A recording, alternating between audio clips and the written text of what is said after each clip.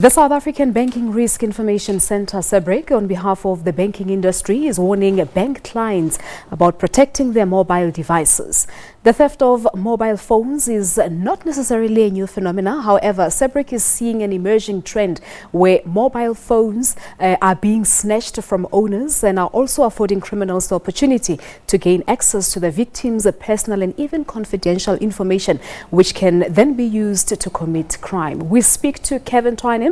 He is the head of service delivery at SABRIC, and he joins us now. Good afternoon to you. Thank you so much for joining us here on the SABC News channel. Good afternoon, Melissa, and thanks for having me. All right, so this is a topic that's it hits home very hard because my phone was snatched from me this past Saturday, and exactly what you're saying on your media release, that it looks like there's a syndicate that's operating not just to get hold of your phone, but to get hold of the information that's contained in your phone. Absolutely correct. I think we don't realize how much information we actually store on the phone, and for that matter, personal and sensitive information. When one thinks of the number of apps that you have on your phone, like many, I presume that most of those apps remain open. Some of them are used for retail purchases. Your card details are in that particular app, stored in that app.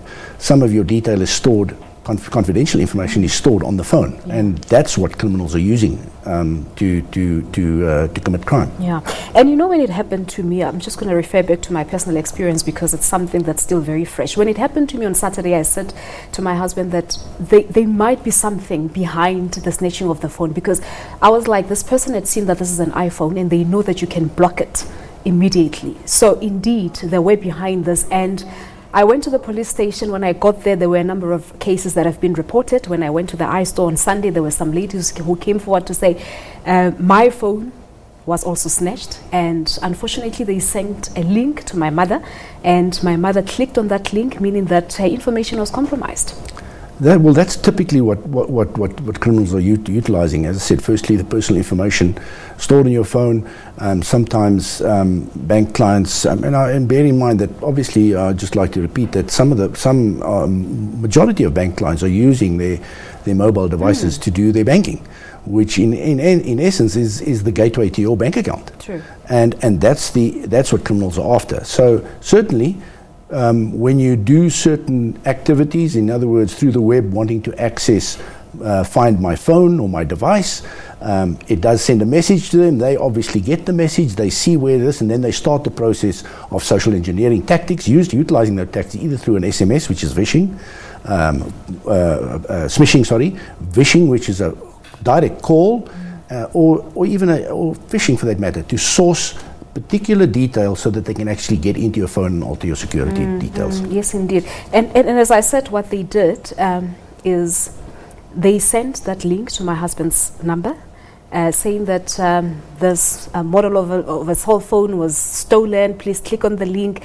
And the thing about that link, it looks very authentic.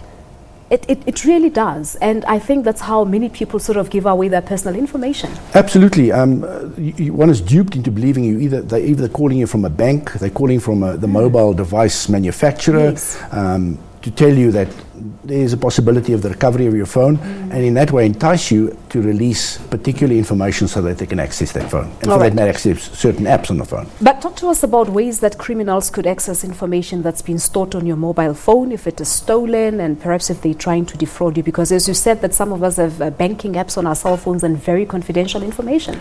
Absolutely. I think the first one would be, there probably have quite a few variations of how they'd get to this. Obviously, the first one is if your phone is snatched and it's open, they have direct access into all your apps for that matter. They can actually look into all the detail on your phone and source personal information and sometimes sensitive information there. Secondly, through some of the tactics I've already mentioned, the social engineering tactics, they would actually entice you to provide them with detail for particular apps, like your banking app, the detail. And bear in mind, at this point in time, the first thing that comes to mind is that people are thinking of, my phone is gone, all my detail is in there, my photos, all my personal stuff in there, but they forget about their banking app, and that's what criminals are after. Then obviously, because the manner in which you then get the message across to find this particular device is what they would utilize to use those tactics. And So yes, there's a whole number of measures, particularly if your phone was locked at the time. But I mean, the whole idea is that what we're trying to get to is to protect your phone, specifically using banking. And then obviously some of the things that one should be doing, you started that with regard to ensuring that your SIM card and your handset is blocked. But the handset was blocked, but the SIM card was still active. Because I remember when trying to do a SIM swap, they said the number is still active, and it's a prepaid number, so they couldn't block it. The service provider couldn't block it, meaning that the guys had an access to rejecting my request for a SIM swap. So which made it very, very difficult. But when a person comes across such, what's the first thing to do? Do you call your bank to block your cards, to block your internet banking? Absolutely. There's no doubt and this is what we're encouraging clients to do. Cell phone lost or stolen, immediately contact your bank. Ask them to obviously deactivate your app, for that matter, block your cards, and for that matter, block your account. Which will prevent access to that from criminals, and obviously you'll rather be sorry than later. You'll obviously have a loss there. But from what you've dealt with, have you had cases where the cell phones were snatched and people's accounts were accessed and money was taken out of their accounts? Yes, absolutely, there were. We have done some research on that. Obviously, it's ongoing.